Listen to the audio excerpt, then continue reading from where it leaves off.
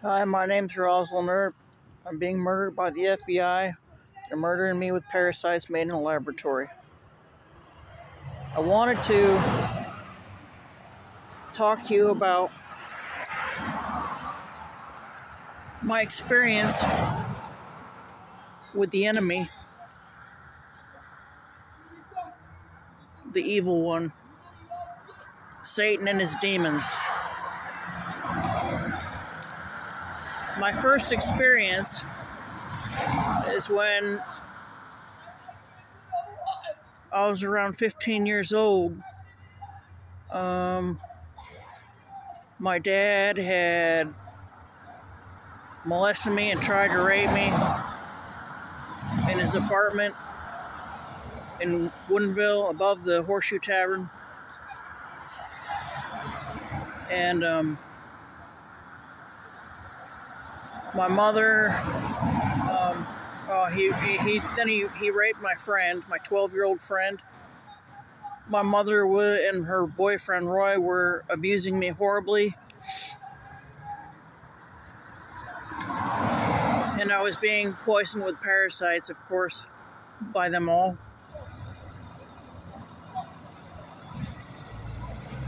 And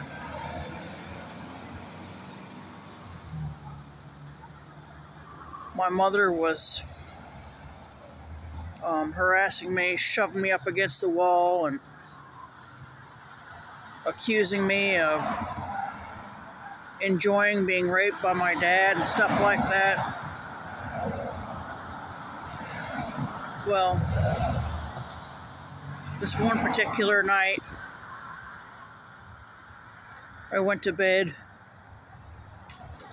and I laid in my bed till, I don't know, like 1 o'clock in the morning.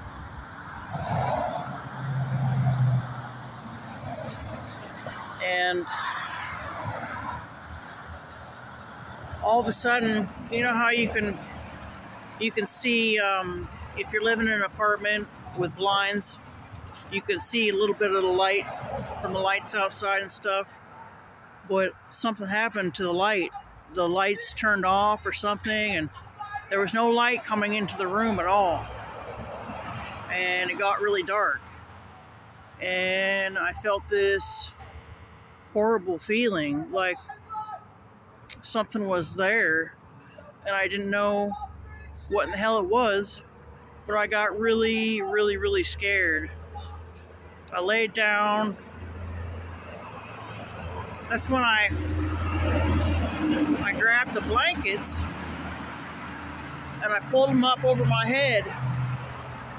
I laid there for a while, and every second I got more terrified. And that's when I felt something or somebody getting onto the bed. You know how if somebody was to get onto the bed with their knees and put pressure on the bed, you can feel the bed move? That's what I felt. And then I got really, really terrified.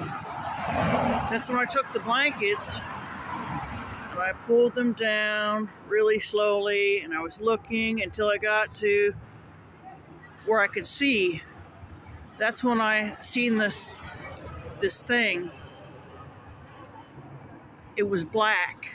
He had a really, really, really black head. His head was really, really, really wide, really, really big.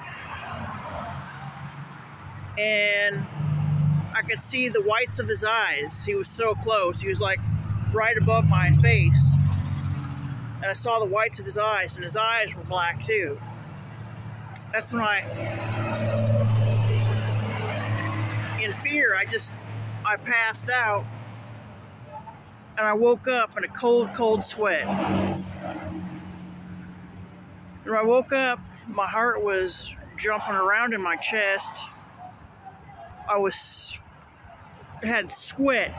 My shirt was wet. It was sweat. My hair was wet. Everything was wet. Then I got up, I turned the light on, and then I went over to my radio. I thought, well, fuck, I'll just turn on the radio. I turned on the radio, and guess what was playing? In excess, devil inside. And I don't know if you ever heard that song, but the lyrics go like this: devil inside, devil inside. Every single one of us has the devil inside. That was my first experience. The second experience I had, I was, I don't know, I just turned 21 or something, and I thought I was going to go out to the bars and get really drunk, and I did. I got really drunk, and I came back to my mother's trailer, and she just started being really abusive, and I was just trying to make her laugh. And she called Roy, and Roy called the cops. My mother called the cops, and the cops showed up, and I went into the bathroom, and I had this really funny feeling inside me, and I grabbed this razor, and I opened it up, and I pulled the razor out of the shaver, and I just started cutting on my wrists. And like, the more I cut, the more all of a sudden I was not in control. I was like, I was in the car, but I wasn't behind the wheel. And whoever was behind the wheel, I could feel their emotions. And it was pure joy that demon or evil entity wanted to destroy me. And I was scared because I had no control over what was happening. And then this cop came in, and I think I broke his ankle, and he left screaming. Then this female cop came around the corner, and apparently, but I heard the words coming out of her mouth. She left the bathroom, and she goes, oh my God, I'm not going back in there. I'm not going back in there. She said that I had this blood-curdling grin on my face. It was like a smile or something. And that's when I tried to fight it, and I fought it off. Whatever was in control of me backed off. When I took the razor and I fucking threw it away. They took me.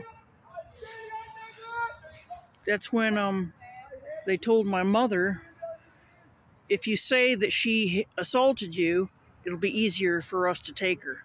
So she says, okay, yeah. And she signed something, and they took me, gave me stitches, took me to jail. My third experience with the evil one, this was roughly about a year before Todd died. And Todd and I were getting drunk.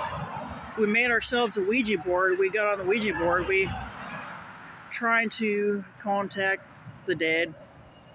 Maybe I was trying to contact my husband or something. And we didn't contact my husband. We contacted this demon named Zozo, is what he said. Now this demon, we asked him, like, who's going to die first? He said Todd was going to die first. What was he going to die from? Heart-related issues? Yes. And this is what this demon said. And then I asked the demon, I said, who do you want to die more? Who do you want to die more? And he picked me. Now, all I have to say is, when you put substances in your body, whatever it may be, especially alcohol, or whatever drugs that you use, you're separating yourself from God. And when you separate yourself from God, you make it easier for the enemy to come into your body or to take over. If there's something already there, I don't know how it works. And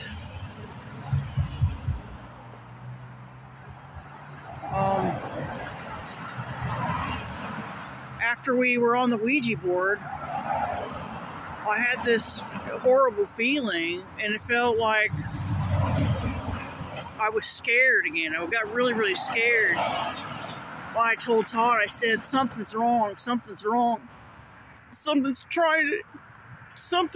trying to take over me. And I was so scared that I realized I fucked up by going on the Ouija board. I fucked up. And that's when I repented. And I told Jesus, I said, please send the Holy Spirit, send my guardian angels to protect me from whatever is trying to attack me. Please help me, Jesus. And he did. And after that, I didn't mess with it again. I didn't at all. But I was terrified. I tell you what, I was totally terrified. And when Todd did die, and he died first, and he died from heart-related issues, all that was true. And I think the enemy, there is nothing that the enemy loves more than to destroy somebody that has a powerful testimony. That's what he loves to do.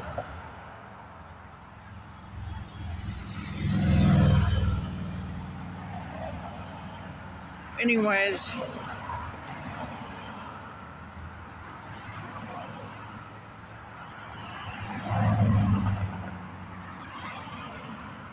that's the end of that story.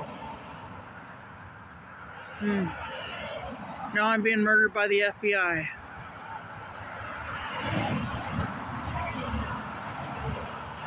And guess what, Satan? You have no power or control over me. I am a child of the living God. If I saw that motherfucker again, I would not be afraid of him.